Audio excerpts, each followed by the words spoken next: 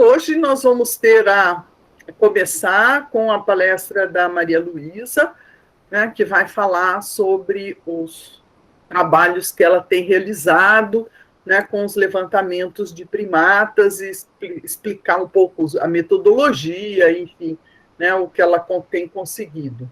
Né? Então, vamos passar a palavra a Maria Luísa. Bom dia, pessoal. É só clicar aqui em apresentação. Apresentar agora? Isso. É a tela inteira ou uma janela? Eu acho que tanto faz. Se você colocar uma janela, você escolhe qual que é a janela que você quer compartilhar. E a tela inteira ele vai compartilhar tudo. Tá. Eu nunca fiz isso, então. Tá todo mundo vendo? A apresentação? A gente está vendo... Ai. Agora... A gente está vendo, mas a gente não está vendo a apresentação. A gente está vendo a tela do Meet.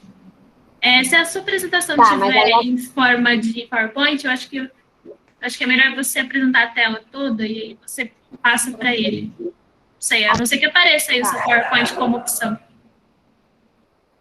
Tá, peraí.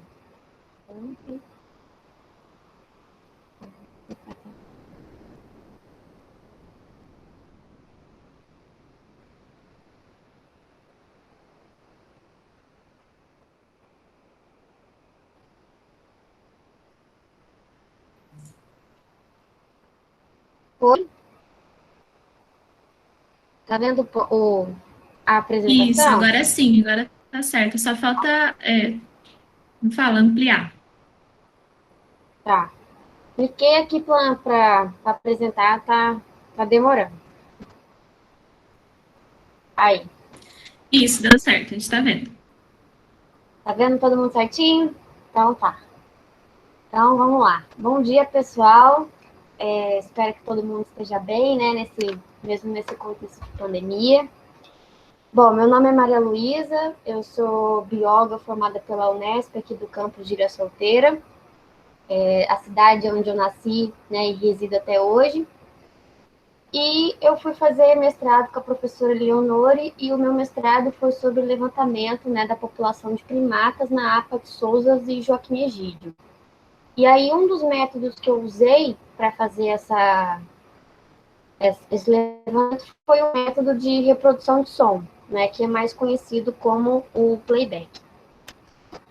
Então, o uso do playback no levantamento das espécies de primatas da área de proteção ambiental Sousa Joaquim Egídio. Então, no minicurso de hoje, eu vou fazer uma pequena introdução, né, da APA e os seus primatas, o método do uso do playback e vou fazer uma conclusão geral sobre o uso. Tá? Então, se vocês estiverem ouvindo, tá? Se tiver algum erro, vocês podem me parar aqui, sim. Porque eu não estou vendo vocês, eu estou vendo só a tela. Então, se alguma coisa acontecer, vocês me falam aí. Bom, então, a área... Maria Luísa, tem uma caixinha aparecendo aí para você para ocultar. Se você conseguir clicar, isso, porque aí fica melhor. Ah, tá. Obrigada. Aí.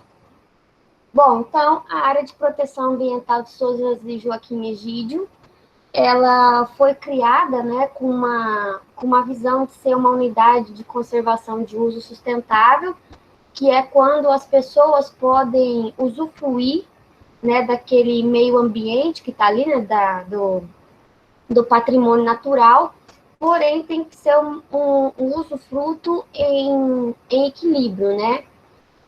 E aí, com a missão também de melhorar a qualidade de vida através da proteção do patrimônio natural, que é o patrimônio, né, que é o nosso meio ambiente, o sociocultural, que é porque Sousas e Joaquim Egídio, né, são 2 distritos. Então, são 2 distritos já construídos há algum tempo, então aquelas pessoas que moram ali já têm uma tradição, né? Então, também tem esse patrimônio sociocultural, garantindo as funções ecológicas e a conservação da biodiversidade.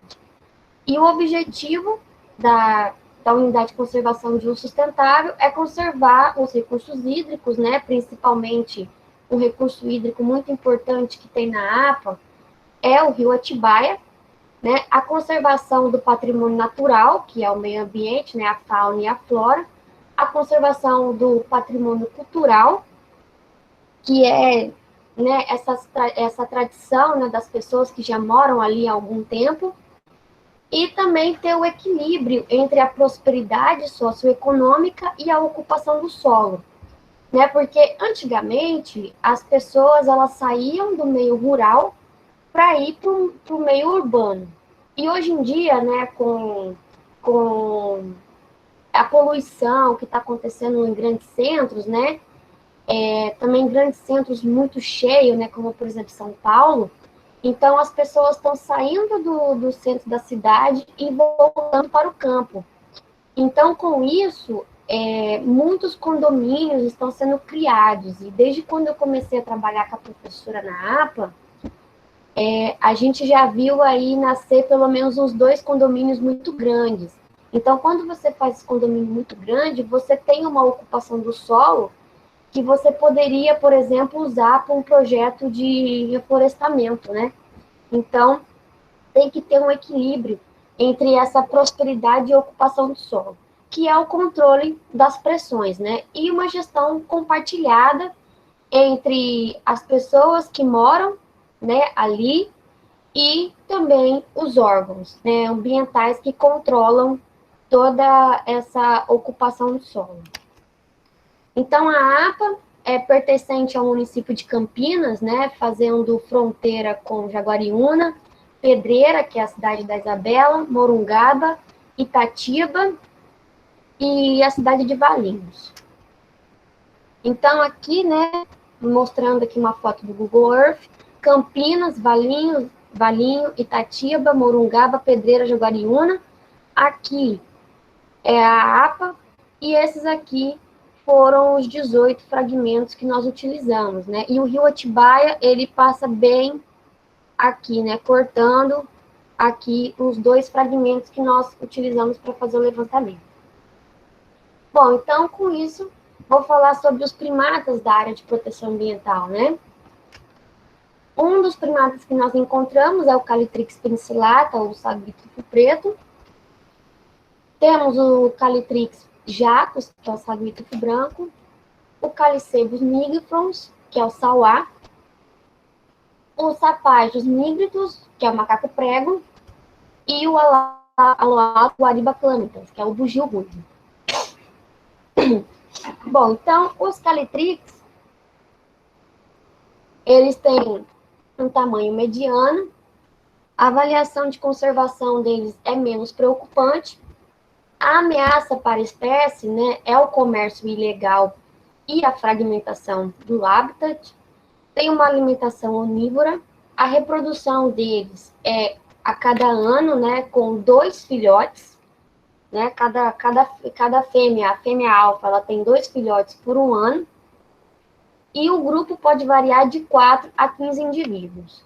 A diferença entre o tufo branco e o tufo preto é que o sagui do tufo branco, ele é mais claro, né, a pelagem mais clara aqui na face, e tem esse tufo bem exuberante, né, que cobre toda a orelha.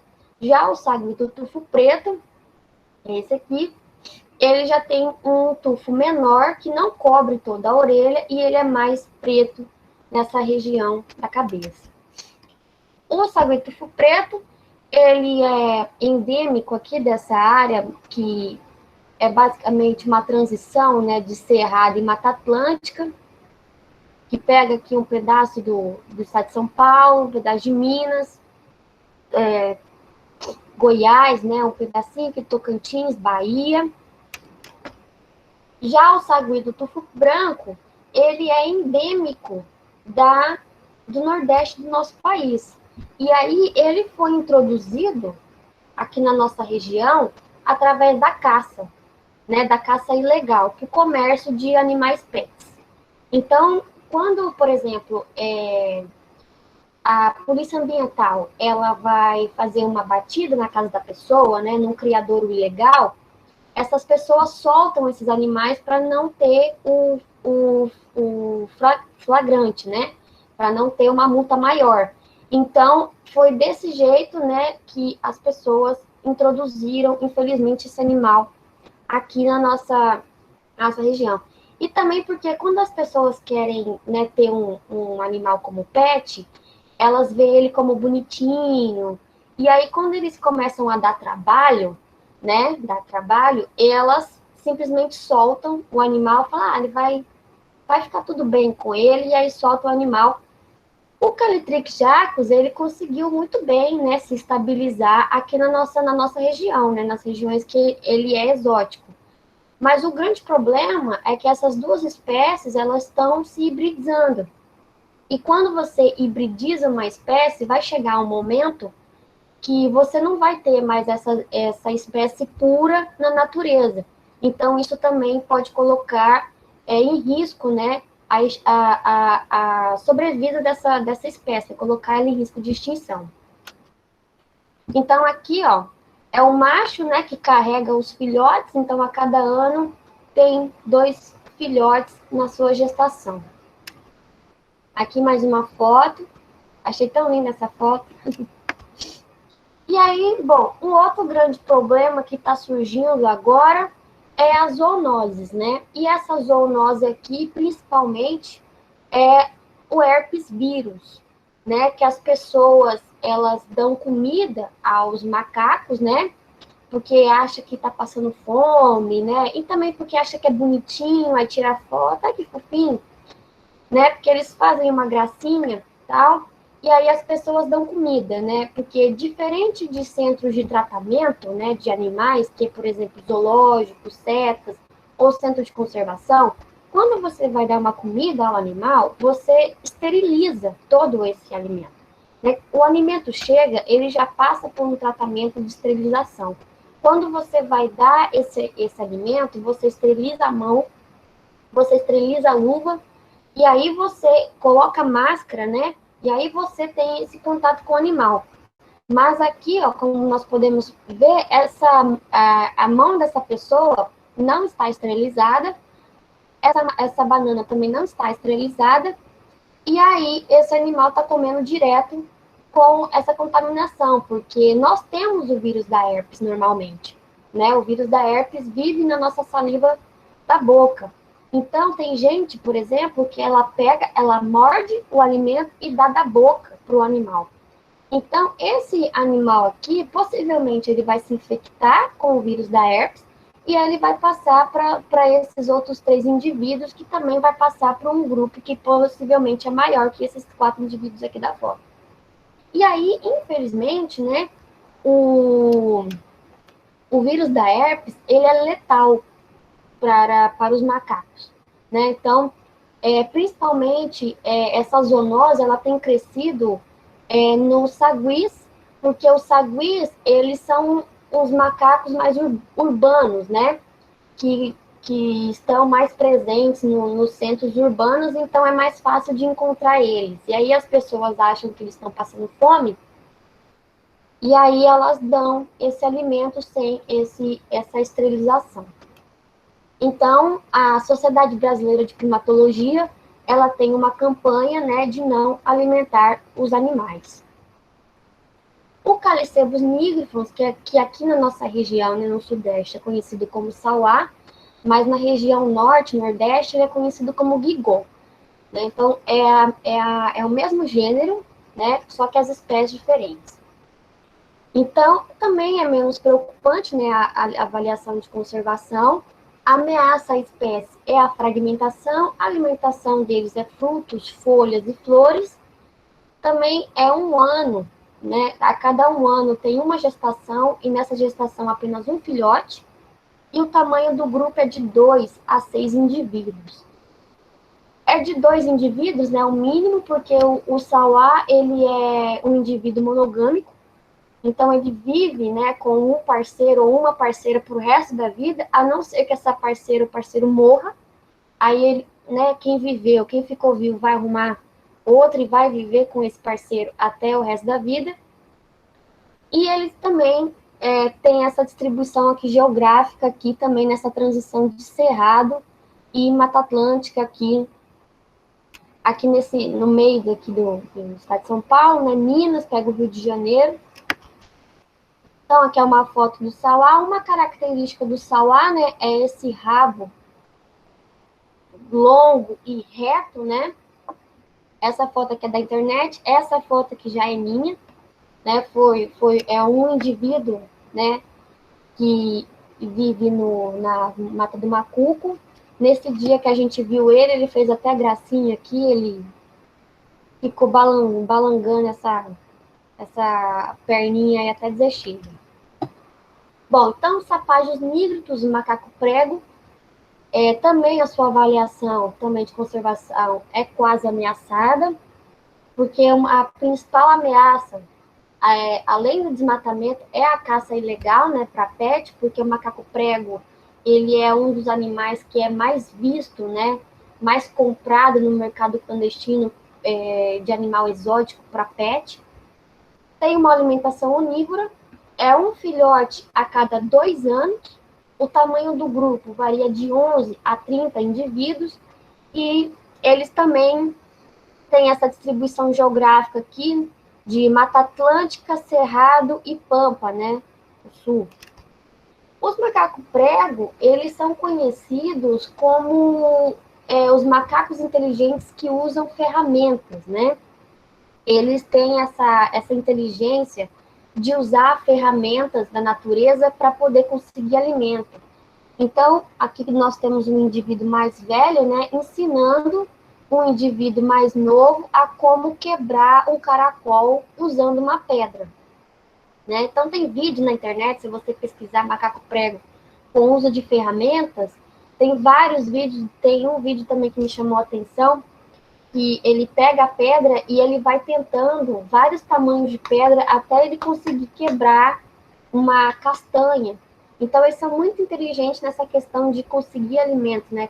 Manusear ferramentas que estão ali perto dele, que é pedra, galho, né? Pega galho e fica em buraco de árvore, ele fica cutucando até sair o inseto. Aqui também temos um outro indivíduo juvenil, né, pegando uma pedra para quebrar uma castanha. E o macaco prego, o nome de macaco prego vem devido ao a forma, né, da sua presa, que parece um prego. Então, o nome macaco prego. Bom, então, como eu falei, hoje em dia, uma das maiores ameaças, né, à espécie, né, de macaco prego em geral, é a caça ilegal para pet, né?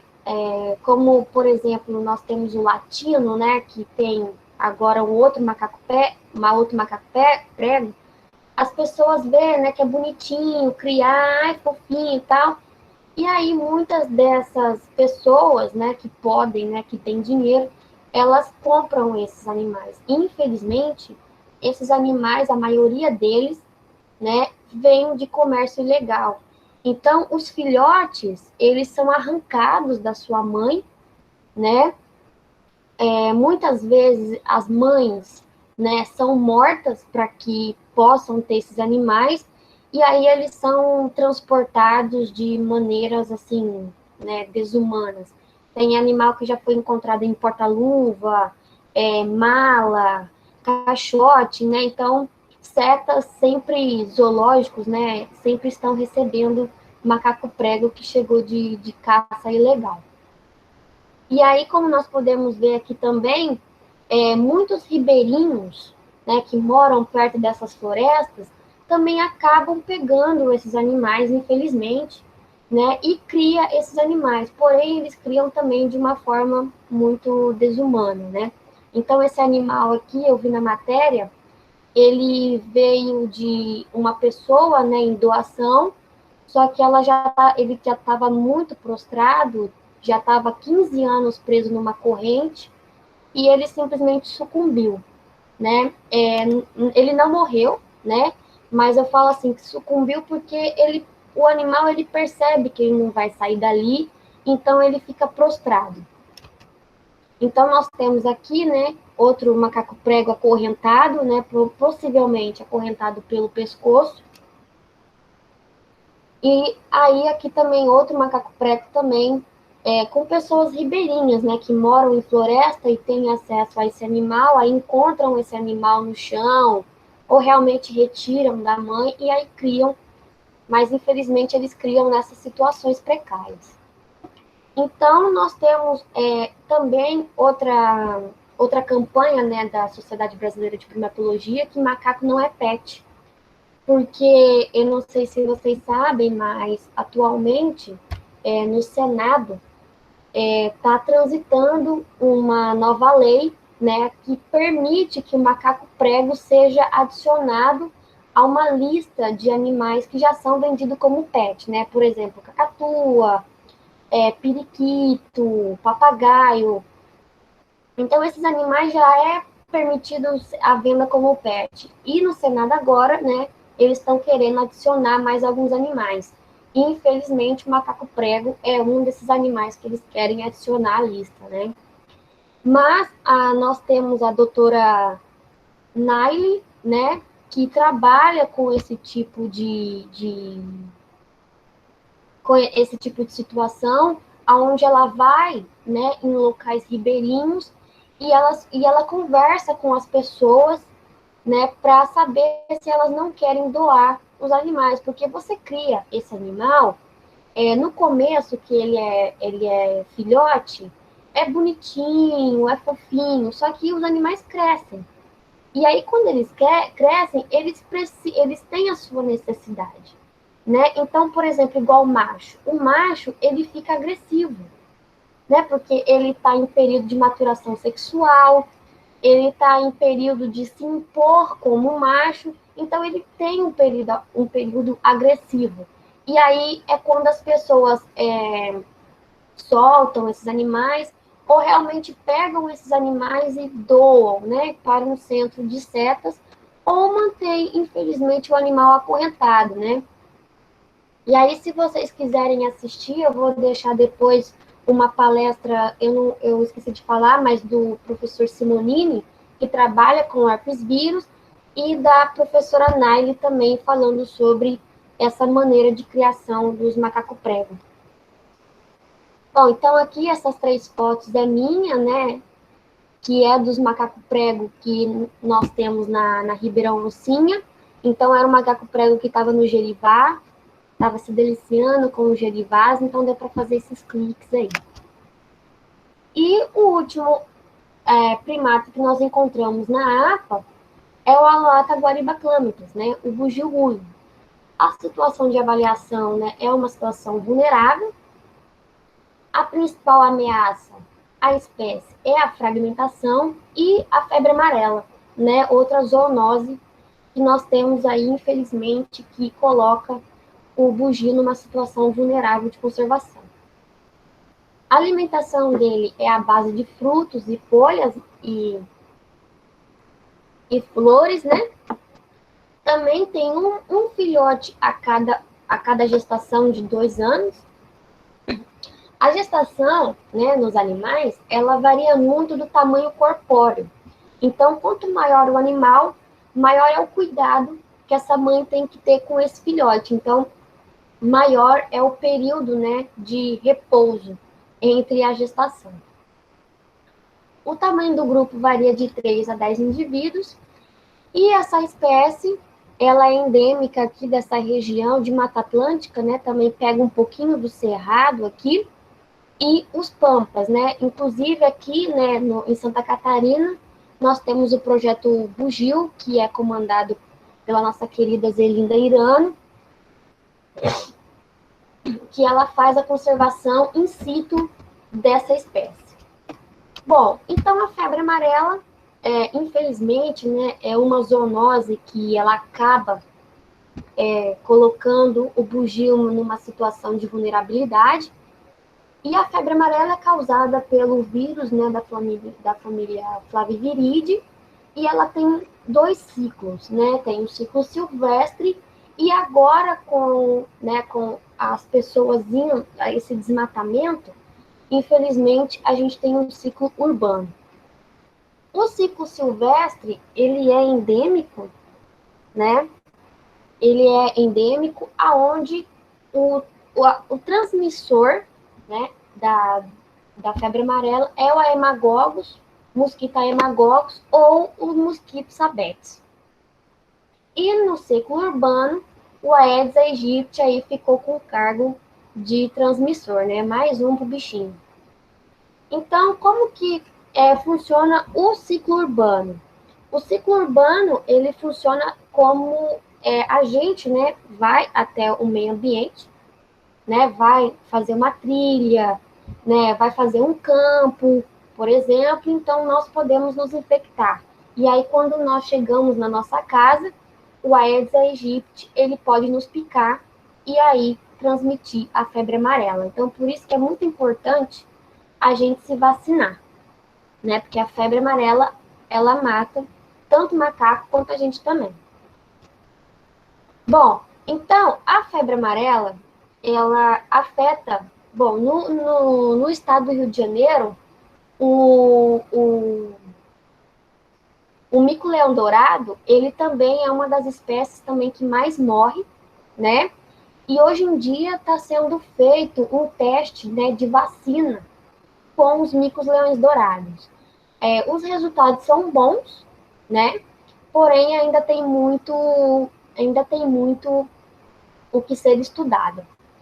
E aí, muito se questiona essa questão, por que que o bugio, né, ele é uma vítima muito forte do vírus, né? Ainda tem estudos, né, sobre essa sensibilidade, mas a questão é porque quando morre um bugio, morre todo o grupo, né?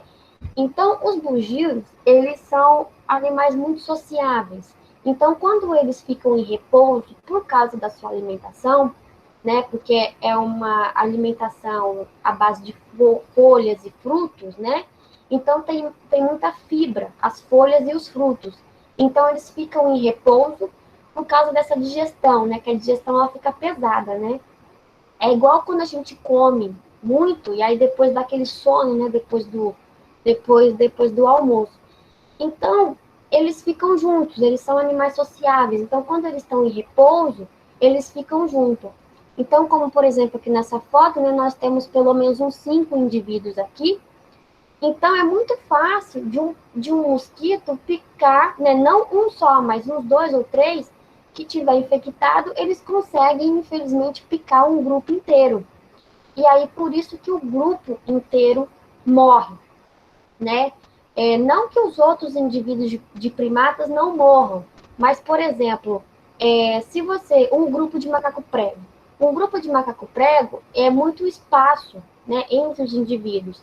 Então, assim, tem macaco prego que morre pela febre amarela? Tem, mas é 1, 2 indivíduos, não vai pegar o grupo inteiro porque eles não são tão sociáveis de ficar junto. Então, infelizmente, né, por causa desse comportamento, né, de repouso e ficar junto, o grupo inteiro pode ser dizimado pela febre amarela. Então, aqui também é uma campanha, né, que o Brasil inteiro tem, né, de que os macacos, eles não são transmissores da febre amarela, eles são vítimas, né, e infelizmente, né, com a morte deles, que a gente fica sabendo que está passando um novo surto de febre amarela. E aí, nesse meio, né, nessa falta de informação que as pessoas insistem em não se informar direito, né, em acreditar em fake news, as pessoas, infelizmente, acabam matando, né, os bugios, que também ajudam aí essa situação de vulnerabilidade, né. Então, aqui nós temos uma notícia, né, do estado de Minas, que o macaco foi morto a tiro, né. Então, as pessoas acham que eles transmitem a febre amarela, que infelizmente não é verdade. Eles são muito mais vítimas, né, da febre do que a gente. Então, aqui é um indivíduo de bugio que foi encontrado na mata, né, infelizmente, possivelmente, né, pode ser febre amarela. Outro indivíduo também, esse aqui é um indivíduo de de Alatacaraia, o bugio preto. Então, o que característica o bugio ruivo tem? O bugio ruivo, ele tem essa característica principalmente da pelagem do macho, né? Essa pelagem toda marronzada, avermelhada, né? Que é devido à pigmentação do seu pelo, né? Devido a uma glândula que eles têm na pele, né? Como uma glândula sebácea. E aí, esse sebo, né? Dá essa coloração à pele, né? Tá aí um spoiler, né, para vocês aí dessa pesquisa da professora Zelinda com os alunos dela lá no projeto Bugio, sobre a descoberta dessa glândula que dá através, né, do sebo, dá essa coloração ao bugio ruivo, né? E aqui, então, nós temos uma fêmea de bugio ruivo e um macho de bugio. Então, aqui mais outra foto, né? A fêmea, ela é marronzada e o macho, ele tem essa coloração aí, através da coloração do pelo, né? Então, quando tá no sol, ele tem essa cor de fogo, né? E aí, outra característica marcante do bugio, né? Além dele ser esse animal fantástico que ele é o osso hioide, né? Que dá essa característica de vocalização grave que eles têm. Então, principalmente os machos, né, têm essa grande barba, né, porque o osso hioide, ele é muito desenvolvido nos machos, né, porque o macho, ele tem essa função de defesa, né, do grupo, então ele tem que ser mais imponente, e aí toda essa barba aqui é para esconder o osso hioide. As fêmeas, né, essa foto aqui, ela é da espécie Alatacaraia, né, que tem aqui na minha cidade. Se Deus quiser, eu vou trabalhar com eles no ano que vem. E aí, as fêmeas também, elas vocalizam, né, então é só para mostrar que elas têm o osso hioide, né, da espécie, nós também temos o osso hioide, porém, no macho, ele é mais desenvolvido, né, o bugio preto, ele tem esse dimorfismo sexual na pelagem, né, os machos, eles nascem amarelos, mas quando eles estão na fase, né, de subadulto para adulto, o pelo dele muda para preto, né, a cor preta. Então, esse aqui é o osso hioide, né, que fica localizado aqui na garganta, que dá aquela ressonância toda para a vocalização característica do bugio.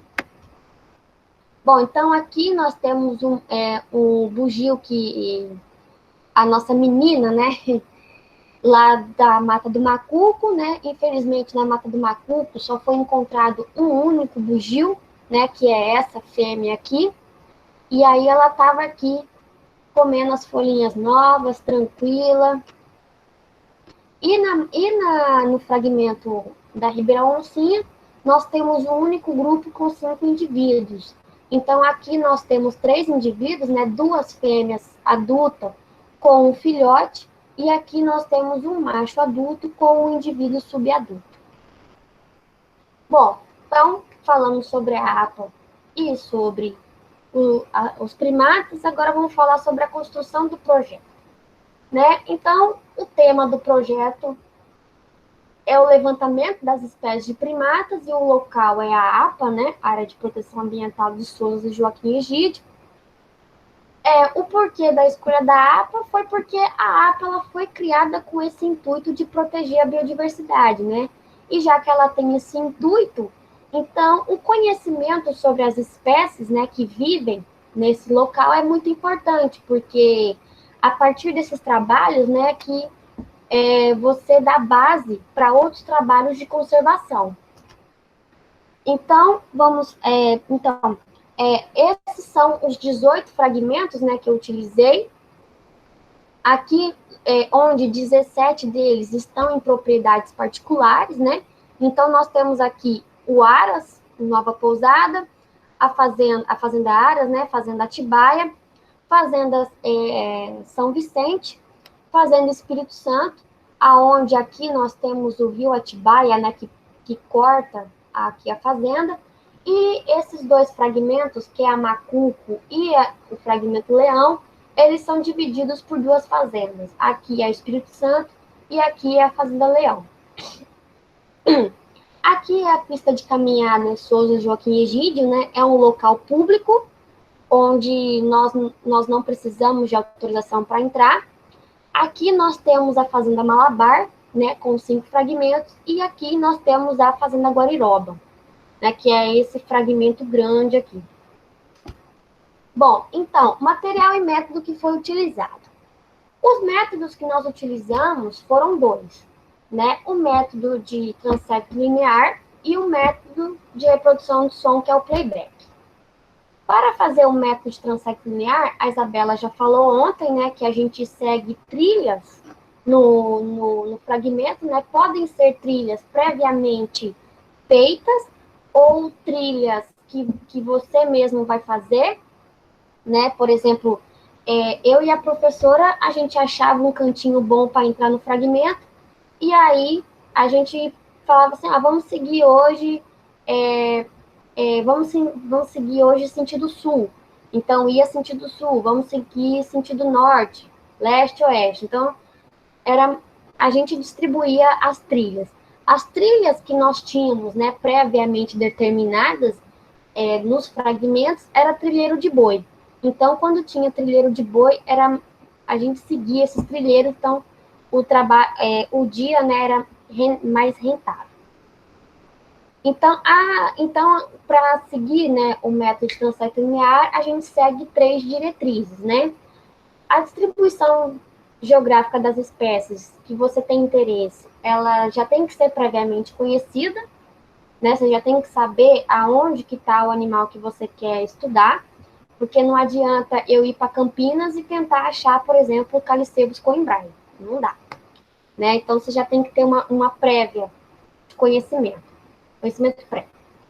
A área de estudo também deve ser previamente conhecida, e o transecto, ele deve ser representativo para toda a área, né?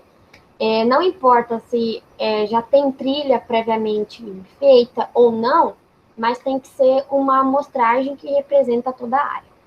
E o método de playback, ele foi feito através da reprodução artificial da vocalização dos primatas, né? Que você já tem uma gravação e aí você simplesmente reproduz.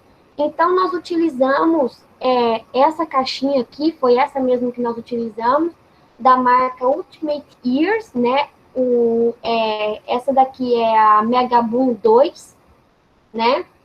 Então, é uma caixinha normal de som que você compra para colocar som no almoço de família, né?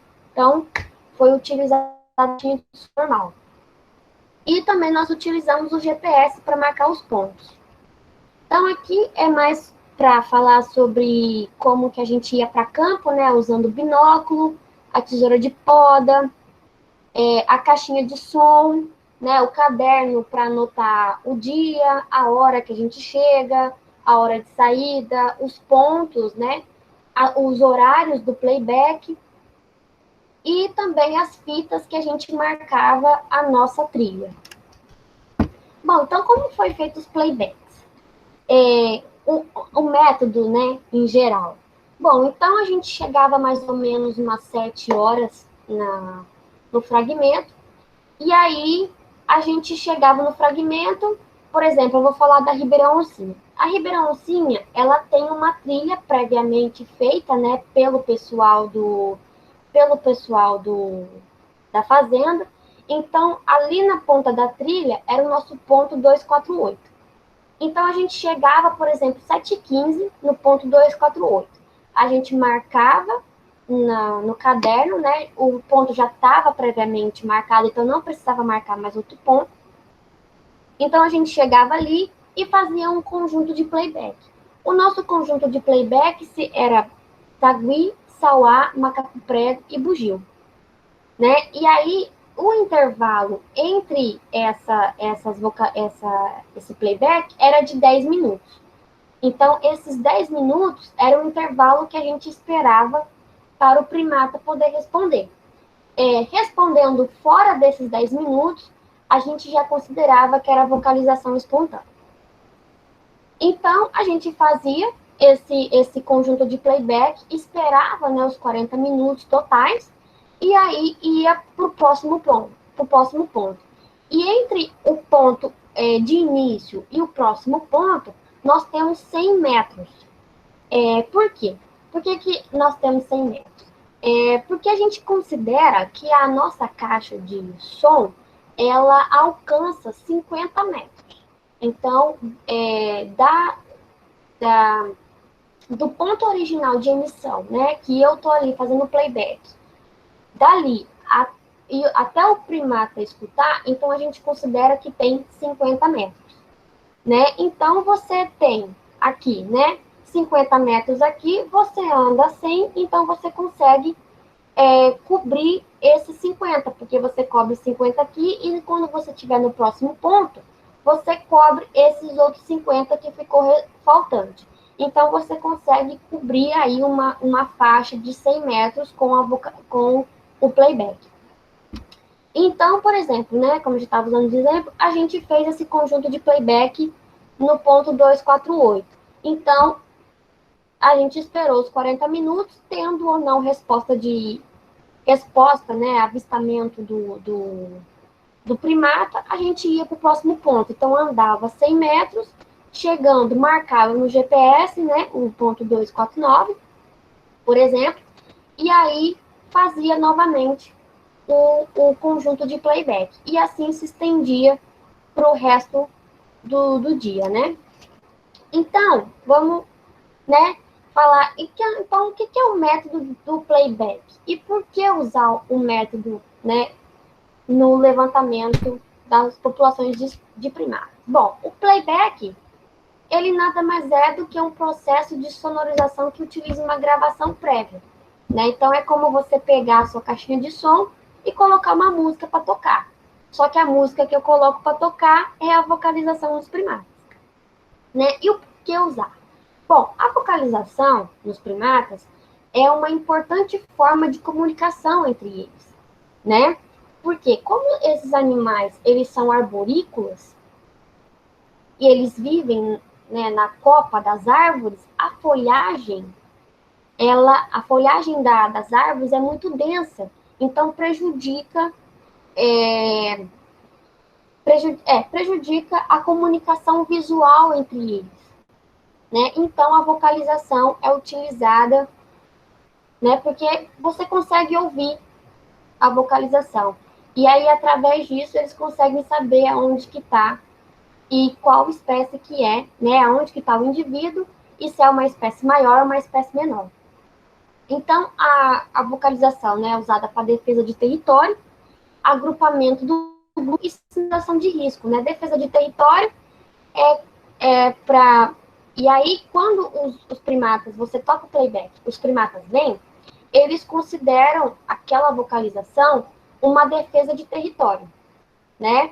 Porque você coloca uma gravação para tocar, e aí eles não reconhecem aquela gravação, né? Não reconhecem aquela vocalização. Então, eles vêm. Então, é um atrativo, né? Para você facilitar o avistamento dos primatas. Agrupamento do grupo, né? Porque quando o alfa, ele vai muito na frente, e aí ele vocaliza para o resto do grupo vir atrás, então aí o animal sabe mais ou menos a direção que o alfa está indo. E sinalização de risco, né, se tiver algum predador. Então, o playback, ele facilita nesse avistamento dos primatas, né, porque se ele está escondido ali naquela folhagem densa, né, quando você toca o playback, ele se mostra. Então, isso facilita o avistamento e também diminui o tempo que você fica em campo, né? Então, por exemplo, se você está em um campo muito grande e você tem o playback, né? E você tem aí mais ou menos um ano, né? Vamos supor, para fazer o playback o estudo, né? Nesse local, se você utiliza o playback e chega uma hora que você não vê mais nenhum outro animal diferente, então você já cumpriu a sua parte, né? Então, isso diminui o tempo em campo, né? Igual, por exemplo, na Ribeirão Oncinha. Na Ribeirão Oncinha, a gente só viu um sauá, né? Então, a gente tocava playback e só tinha aquele sauá. Então, a amostragem de sauá naquele fragmento tá ok, né? Não vai aparecer mais nenhum sauá ali. Então, vamos fazer um exercício aqui, né? Nessas duas fotos, provavelmente tem algum primata. Então, você não vê, mas ele está aqui, né? Então, quando você olha, principalmente, né? E a gente que é observador, a gente olha de baixo para cima. Então, a gente também sofre com essa densidade, né? Da folhagem, porque a gente olha, por exemplo, quando a gente procura bugio, bugio costuma ficar nas árvores mais altas. Só que aí nós temos as árvores mais baixas que tampam a nossa visão para as árvores mais altas, né?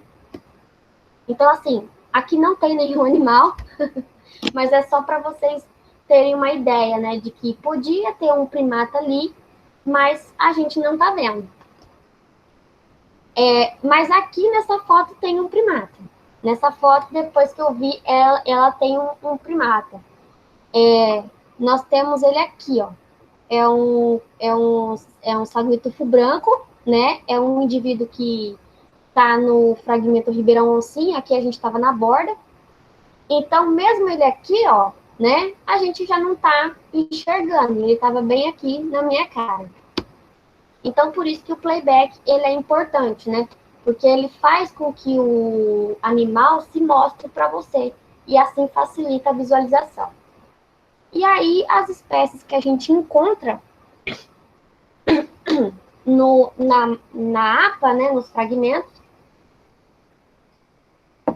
é o saguié-tufo branco, saguié-tufo preto, o sauá, macaco-prego e o bugio-ruivo.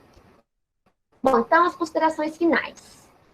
Né, nesse 1 ano e 7 meses que nós fizemos o nosso levantamento, foram feitas 69 visitas, né, no conjunto dos 18 fragmentos, e realizado 1.279 playbacks, onde 489 foram playback de sagui, 439 foram de sauá, 181 de macaco-prego e 173 de bugio. E aí, a resposta ao playback, nós caracterizamos, né, classificamos de duas formas. Avistamento com vocalização e avistamento sem vocalização, né? E também nós tivemos as vocalizações espontâneas. Bom, então aqui é o geral, né? Então, nós tivemos 1.279 playbacks feitos, né? Onde a concentração desses playbacks é das 8 às 2, e também logo as maiores respostas também se concentram das 8 às 2, né? Então, nós temos aqui as maiores respostas, né, também concentrada das 8 às 2 horas, porém com um pico aqui na maior parte da manhã, né? Se a gente for considerar maior que 18, então nós temos aqui das 8 até ao meio-dia. E também vocalização avistamento sem vocalização, também temos um pico aqui às 8 da manhã, né, variando aí ao longo do dia. Esqueci. Então, nós tivemos 172 avistamentos com vocalização e avistamentos sem vocalização nós tivemos 2. Então, o total, né, de resposta ao playback é 194. Bom, então, aqui vamos falar sobre as vocalizações ou avistamentos espontâneos do primata. Também tem uma concentração, né? Agora, a concentração, né, desses avistamentos e vocalizações são das 7 às 2. Por quê? Porque às 7 era o horário que a gente chegava no campo. Então, quando a gente chegava no campo, a gente tinha principalmente o sagui já vocalizando, né? Então, mas aqui em vocalização espontânea, nós temos uma concentração aqui no horário das 8 às 9. E aí nós tivemos 145 vocalizações ou avistamentos espontâneos em 450 horas e 57 minutos em campo. Então, o sagui-tufo branco e aí, então, os saguinos, né? O sagui-tufo branco, nós encontramos eles em 15 fragmentos, sendo que ele é a espécie mais numerosa, né, com 188 indivíduos, podendo ser maior esse número, né, porque nós temos os indivíduos não identificados, que a gente só ouviu vocalização. Temos sagui-tufo preto em 10 indivíduos, em 10 fragmentos, né? Então, os saguis, isso aqui é o geral, tá? É sagui-tufo preto e tufo branco. Então, nós tivemos com sagui 113 avistamentos com vocalização, 8 avistamentos sem vocalização e 78 avistamentos ou vocalizações espontâneas. Sendo que nós temos aí uma concentração, né, de vocalização, se a gente for considerar maior que 10, nós temos uma concentração de vocalização, avistamento, né, com vocalização das 8 ao meio-dia, e aí nós temos um pico aqui no período da tarde, né, com um pico às 2 e um pico no período da manhã, nós temos aqui às 10 horas, né. Avistamento sem vocalização já era menos frequente, mas nós temos aqui 8 horas da manhã, né, e vamos considerar um pico, né, das 8 da manhã e outro pico às 2 da tarde, e vocalizações, né, espontâneas, como eu disse, quando a gente chegava já às 7 da manhã, então já tinha sagui vocalizando, né, mas aí de vocalização espontânea, né, ou avistamento, nós temos aí um pico, né, 14 às 9 horas da manhã. Os sauás, eles foram encontrados em 9 fragmentos, né? A maioria, infelizmente, dos sauás eram animais solitários, né? Tivemos poucas animais em casal. Desculpa, gente. E aí, 52 avistamentos com vocalização, 14 avistamentos sem vocalização. E aí nós tivemos avistamentos ou vocalizações espontâneas maior, né? Mas no caso do sauá, nós tivemos só vocalizações espontâneas. 57, né? Porque espontaneamente a gente não viu sauá. Tipo, olhar para a árvore e falar ali tem um sauá. Não, era só depois que você tocava o playback, aí ele vinha se mostrar. Né? Então, sem o playback, eu posso falar assim que para o sauá, o playback ele foi fundamental, porque a gente não viu sauá sem a ajuda do playback. Então,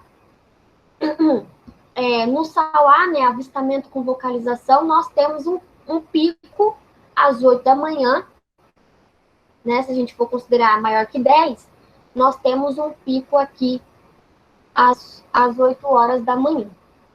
E aí nós tivemos pouco avistamento sem vocalização, porque a maioria das vezes eles vinham vocalizando, e avistamento e vocalização espontânea, nós tivemos um pico aqui entre as 8 e 9 horas da manhã. Macaco prego. Nós encontramos em um único fragmento, né, que é a Ribeirão Oncinha. Nós tivemos 7 avistamentos com vocalizações, né, 0 avistamentos sem vocalização, né? Porque macaco prego não tem como você não ver ele sem vocalização. E 8 avistamentos ou vocalizações espontâneas. Então, nós tivemos muito pouca resposta, né, do macaco prego. Por mais que nós tenhamos feito 181 playbacks, infelizmente a gente só achou ele em um único fragmento. Então, por isso que a resposta é pequena, né, comparando ao número de playbacks realizados. Então, nós temos aqui avistamentos com vocalização, nós temos um pico às 8 e às 11 da manhã, e avistamento ou vocalizações espontâneas, nós temos um pico aqui às 3 da tarde.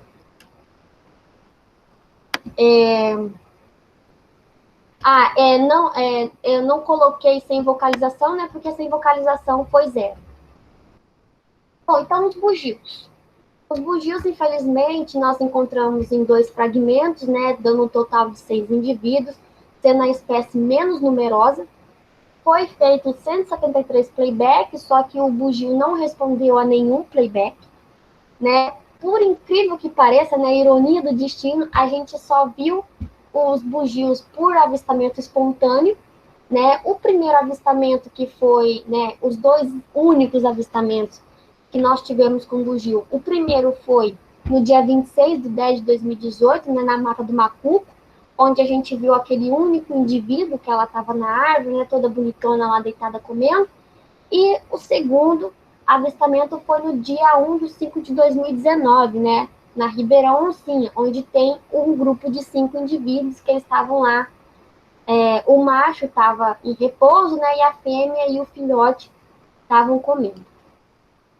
Então, assim, por mais que nós tenhamos feito 1.279 playbacks, nós tivemos apenas aí 194 respostas ao playback, né? Tirando os 145 de avistamento ou vocalização espontânea. Então, assim, para um número alto de playback, 194 é um número baixo, né? Se a gente arredondar, né, vamos colocar aí que nós tivemos 200, né, respostas, e aí ficou faltando 1.079. É pouco, né? É pouco, né, perante esse número grande, né, de 1.279. Porém, eu considero que a gente conseguiu fazer um bom levantamento das espécies de primatas, né? Deu para a gente ter uma noção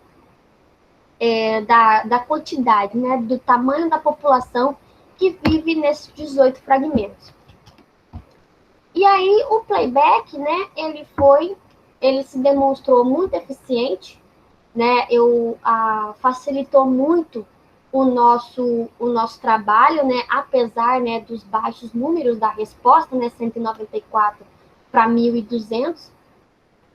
A espécie que mais respondeu o playback foi o sagui e o sauá, e a espécie que menos respondeu nada, né, foi os bugios, né? Então, nós tivemos aí, e aí com isso, também nós podemos fazer um trabalho, ter uma noção sobre o horário do dia, né, que eles são mais ativos. E assim, nós conseguimos também observar alguns comportamentos dos primatas em resposta ao playback, né? Porque a gente teve resposta dos primatas assim, que eles vinham correndo, vocalizava e ia embora correndo. E aí tinha outros que vinha, né, tranquilo, calmo, igual, por exemplo, o sauá. Ele vinha calmo, olhava a gente e passava. E aí depois vocalizava. Aí tinha uns que vocalizava muito, muito, e depois que vinha. Né? Então, nós tivemos uma variedade de comportamento. E aí a gente também pôde observar aonde que os primatas dão mais interesse, né? Porque quando eu fiz um teste, né, com vocalização de sagui bebê, né? Então, quando tocava, eu acho que eu fiz em 2 campos só, não fiz em todo não, foi em 2 campos. Então, quando eu toquei a vocalização do sagui bebê, os saguis vieram correndo na hora. Então, aquilo, né? Então, isso demonstra que eles conseguem diferenciar, né, aquela vocalização, né? Então, aquele sagui bebê, aquela vocalização de sagui bebê significa que tem um indivíduo em risco. Então, eles vieram mais rápido, né? E aí, esses resultados, né, que a gente teve, ele pode servir de base, né, para a definição de uma melhora, né, nesses protocolos da amostragem para o uso do método playback, né? Porque, assim, ainda não existe um protocolo padrão igual, por exemplo, um protocolo padrão que existe para o transecto linear, né? Porque, por exemplo, o bugio, ele não responde ao playback porque pode ser que a caixa de som, ela dá uma modificação no grave, né? Então, igual, por exemplo, tem artigos do professor Rogério, né, da Unifal, que ele consegue resposta do bugio, só que ele fez uma caixinha de som, né? Então, ele modificou. Então, as caixinhas de som que tem no mercado, né? Porque o playback ele é feito com uma caixinha de som normal. Então, dá uma distorção aí no grave, né? Para o ouvido do bugio. Então, eles não sabem como que o bugio escuta. Se ele escuta simplesmente um som e não reconhece, então precisa desse alinhamento, né, para as espécies. Então, cada espécie a gente precisa procurar aí como fazer o playback. Mas o playback, como a gente está fazendo, né, para sagui, sauá e macaco prego, funcionou bem. Bom, então, é isso, pessoal. Essa foi minha apresentação. Espero que vocês tenham gostado do que eu fiz. Fico muito grata à professora Eleonora e até choro. Ai, desculpa. Porque foram, né, tempos que eu amei passar com vocês. Muito obrigada. E é isso. Qualquer dúvida, vocês podem aí me escrever no meu e-mail, tá, gente? Então, muito obrigada. Obrigada a todos. E é isso. Obrigada, Maria Luísa. Tem uma pergunta no chat. O Richard está perguntando se os primatas reagem aos chamados de outras espécies. Reage. Principalmente o sagui. Principalmente o sagui. O sagui, a gente teve uma resposta de sagui muito na de sauá. Quando a gente tocava sauá, sagui respondia. E aqui, na minha cidade, né, que eu tô aqui em Ilha, eu tô indo algumas vezes no campo para ver os bugio caraia que tem aqui, né, os bugio preto. E aí, quando eu toco playback, o sagui vem. Eu vi mais sagui do que o bugio.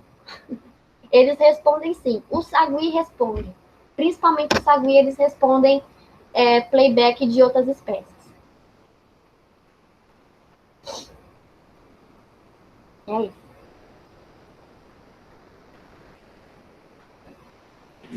Alguém tem mais alguma pergunta? Podem fazer.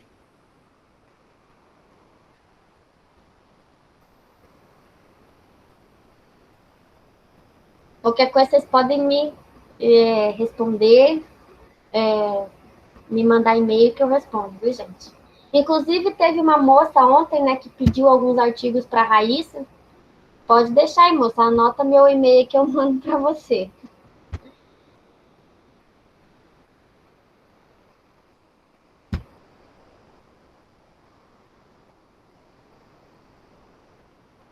Os animais foram... Tem uma pergunta? E agora, os animais foram... bom, vou responder a primeira pergunta, né? Como os animais foram identificados? Bom, os animais foram identificados, né? A gente já sabia qual espécie seria e a gente já tem um conhecimento prévio de como é a espécie, né? Sagui, macaco prego, bugio. A gente já sabe como que é as espécies. E aí tem as outras perguntas que agora eu esqueci. Que é por que o bugio por que o bugio não responde? Então, como foi que eu falei? O bugio não responde às vocalizações, possivelmente por causa da caixa de som, né? Porque a caixa de som que nós utilizamos é uma caixa de som normal, né? Que você compra para fazer aí um som na sua casa. Então, possivelmente essa caixa de som, ela tem uma distorção no grave, né? Ou no agudo. E aí o bugio, né, ele não reconhece, porque para ele fica sendo só um barulho, né? Inclusive o professor Rogério, né, da Unifal, como eu falei, ele construiu um playback, então ele consegue respostas de bugio, né? Ele trabalha com o bugio preto, então ele conseguiu respostas. Então possivelmente ele mexeu nesse grave, né? Nesse grave da caixinha de som, e aí os bugios começam a reconhecer aquela vocalização e aí respondem ao playback. Teve mais pergunta? Eu fui tentando ler e gravar, mas eu não consegui. Deixa eu ver.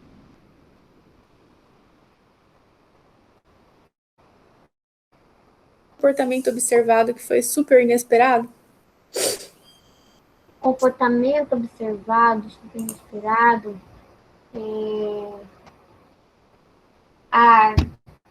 Acho que não. Acho que não teve. Eu lembro quando a gente tocou playback de Macaco Prego e um gavião desceu na nossa cabeça mesmo. Ah, sim. Quando toca... se for esse comportamento, sim. A gente reparou que quando a gente tocava sagui, gavião rondava a gente, né? Então, porque gavião, né, pega sagui para comer, né? Gavião é carnívoro, né? Então, e aí, possivelmente, o sagui é uma presa do gavião e o gavião consegue reconhecer, né, a vocalização do sagui. E os gaviões, eles têm uma audição muito boa, então eles conseguem ouvir aqueles agudinhos do sagui. Então, quando a gente tocava sagui, a gente percebia que gavião rondava onde a gente estava ali. Aí a outra, não existe uma possibilidade de vacinação contra a febre amarela para o controle da doença na população? Então, é isso que está sendo feito, né? No congresso de 2019, né, da Sociedade Brasileira de Primatologia, foi apresentada uma palestra sobre essa vacinação. Só que a vacinação, a gente sabe, né, que tem... Porque, por exemplo, a nossa febre amarela, a nossa vacinação da febre amarela, ela tem uma duração de 10 anos, né? E aí, o que acontece? As pessoas ainda têm que ter um estudo sobre isso, né? Sobre a duração desse tempo, porque imagina, macaco é um animal, principalmente sagui, né? É um animal muito difícil de você capturar. Então, imagina se você tiver que ficar capturando todo ano ou cada 6 meses essas populações para ser vacinada. Então, assim, vai dar um trabalho, né? Mas esse controle que vai ser feito a partir do momento que as pessoas falarem, não, ó, a vacina para febre amarela para primata, ela é boa, ela vai ser feita assim com o primata que der para capturar. Porque você não vai conseguir capturar a população inteira, né? Então, a gente vai ter aí uma imunização de rebanho nos primatas, né? Mas está sendo utilizado, sim, está sendo feito esse estudo com o mico-leão dourado. Os resultados do estudo, né, é positivo, né? Os primatas, os mico-leões, eles estão sendo, né, a vacina está sendo efetiva na proteção, mas ainda falta esses estudos de o tempo, né, que vai durar aí essa proteção. E é isso. Eu acho que a gente precisa passar para a próxima palestra, porque a gente já ficou um pouco atrasado. Então, acho que se a gente tiver perguntas, amanhã, no final do minicurso, a gente pode retomar. Vocês, por favor, anotem essas questões, e aí amanhã, no final, a gente retoma para a gente não levar para casa nenhuma dúvida, ok? Ô, Malu, pediram seu e-mail? Põe no chat. Vou pôr no chat. Obrigada. Obrigada, pessoal. É isso. Desculpa o tempo aí. Eu falo. Beleza. Ótimo. Muito legal.